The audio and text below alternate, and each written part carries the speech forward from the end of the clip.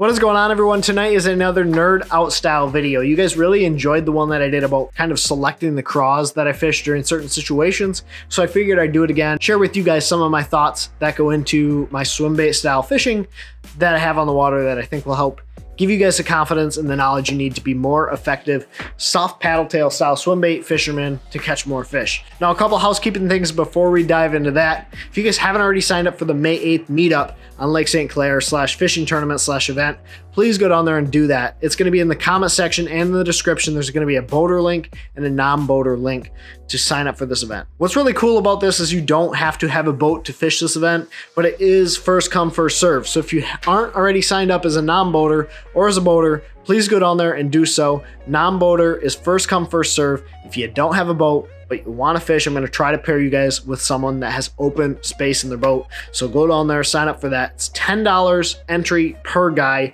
5 biggest fish by length per boat, which can have like 3 people in a boat. And it's just going to be a fun event. 100% payout. There's going to be sponsor prizes, just a great way to meet up with other like-minded bass fishermen in the Michigan area. And it should be a lot of fun. So go down there, sign up for that event, May 8th, Lake St. Clair, one of the best times of year to be out there to catch big fish and numbers of fish. It's going to be safe light till 3:30 p.m.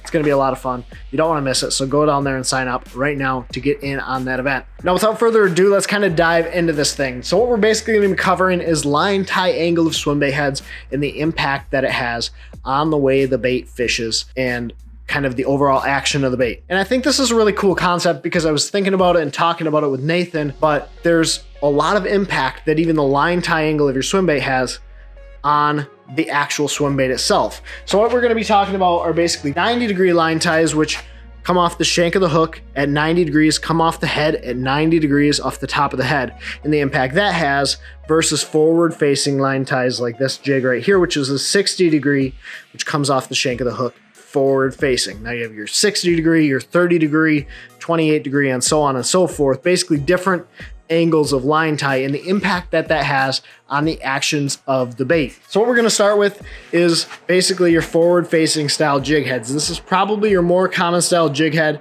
but the fact of the matter is this is going to give your bait the most possible action. Line ties that are forward facing are going to cause the jig head to want to wobble and move back and forth.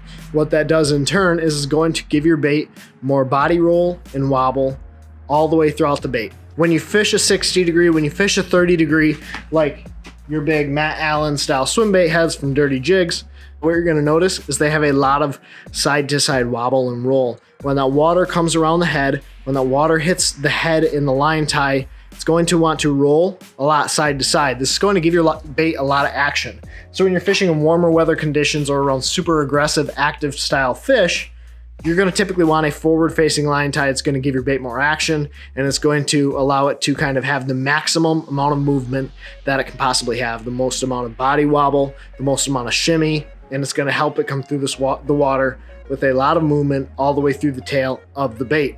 So a lot of times when I'm going to fish a forward-facing line tie is obviously in warmer weather situations, but also as we move into the spring, kind of around that pre-spawn time period when those fish are kind of getting more aggressive, the water temps are rising, and I'm looking for aggressive, active style fish, I'm gonna fish a forward-facing line tie. This is gonna typically work best with obviously your hollow belly style baits like this right here. This is the Berkley hollow belly 4-inch, which we actually absolutely smashed them on a couple weeks ago, or typically with your fatter style swim baits, like this Berkley Power Swimmer right here, which has a rounded style body. Similar to your Kitech Swing Impact Fats, these round style body swim baits, that's when you're gonna wanna fish those forward facing line ties. It's gonna give it the most amount of action, the most amount of kick, body wobble, and shimmy coming through the water to really draw those fish to the bait.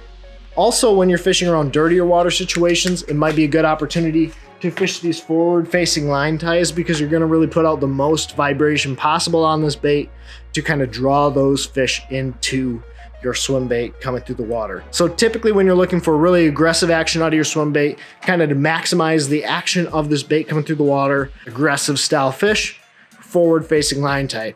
Another benefit to forward facing line tie is it comes through cover really effectively.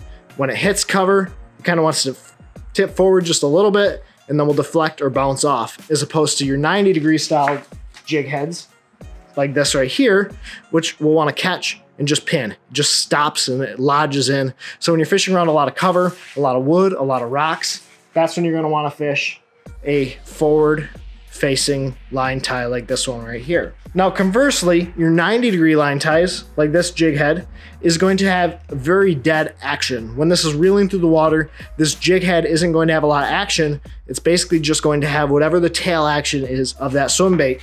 So typically when I'm fishing finesse style swim baits, like your Kitech Easy Shiners, which have a flat-sided body, or these really small finesse style swim baits like this right here in pressured situations or in tough fishing situations after fronts, or when those fish are really lethargic and not aggressive, 90-degree ties are going to be the ones that I want to go to. It's going to give your bait a very limited body wobble, and essentially the only action you're going to have on the back of that jig head is whatever that tail imparts on your swim bait. So you're just going to have a tight tail kick. It's going to be a tight shimmy, a tight wiggle, not a ton of movement out of the jig head itself, but you're basically going to have a very finesse, very natural looking presentation without a lot of body wobble. So this is gonna really shine in those tougher fishing situations. A lot of times I'm fishing a 90-degree line tie in super clear water, in cold water, in post-frontal conditions when those fish don't wanna bite and you just want something really subtle and natural looking. That's when I'm gonna be picking up a 90-degree tie, because it's gonna give my bait the most natural kind of subtle presentation or action coming through the water, which is what I'm gonna be looking for in a 90-degree line tie jig head. What's really cool about this is if you want to kind of fish these bigger style swim baits like this power swimmer, you can put it on a 90-degree tie jig and deaden the action of that bait. Kind of cancel out the action of some of that bait, because all you're gonna have when you put that power swimmer on here is just the tail kick from that bait. So it's gonna really kind of deaden it out. There's not a lot of movement out of this jig head. It just kind of swims straight through the water and you have the tail action of that bait. And so you kind of can deaden the action of your baits by going to 90-degree line tie like this. Now finally, and we're not really gonna be talking about like the angle of the line tie here, we're gonna be talking about the direction of the line tie. Right here on this Josh Douglas head, you have a vertical line tie, that means up and down in line with the hook, versus a horizontal line tie, which is gonna be perpendicular to the hook point here. This is what you're gonna get into when you start to talk about the different styles of cover that you're gonna be fishing around. When you're fishing around rock, when you're fishing around wood, I'm typically gonna be going to a horizontal line tie. This is going to kind of come over that wood and that rock a lot more effectively. It's not gonna wanna get snagged quite as bad as opposed to those vertical jig heads, which is gonna wanna wedge. It's gonna wanna kind of dig into wood and rock, whereas this horizontal is really gonna deflect and kind of bounce around effectively. Where this horizontal head is not going to shine is around grass, because it's wider. It's actually gonna lodge in the grass. It's gonna grab the grass. You're gonna see grass balling up on this jig head, which is gonna kill the action of your swim bait. Then I'm gonna go to your vertical line tie style jig head, like this Matt Allen head. You'll still get the wobble, you'll still get the shimmy and shake because it is a forward line tie, but because it's a vertical line tie, it's gonna come through the grass a lot more effectively. The grass isn't gonna ball up on this head, and you're gonna be able to kind of snatch it out and get this jig head through that grass a lot more effectively. Like I said, wood and rock, this is not gonna be a great jig head, but when you're looking for something to come through a little bit of grass, vertical line tie is gonna be the way to go. Like I said, a really nerd out video, kind of just a deep, in-depth thing that goes on in my brain to pick the jig heads that I fish. And I'm not saying this is an end all be all, like this isn't gonna make you the best swim bait fisherman ever, but it's something you can consider when you're thinking of the jig head that you wanna be fishing in certain situations. So if you guys have any questions or comments or any future topics you want to see, drop them in the comment section down below. And if you're not already subscribed, please do me a huge favor, hit the subscribe button. Let's grow this community, keep this thing rolling. And I really appreciate each and every one of you guys. Like, this community is phenomenal.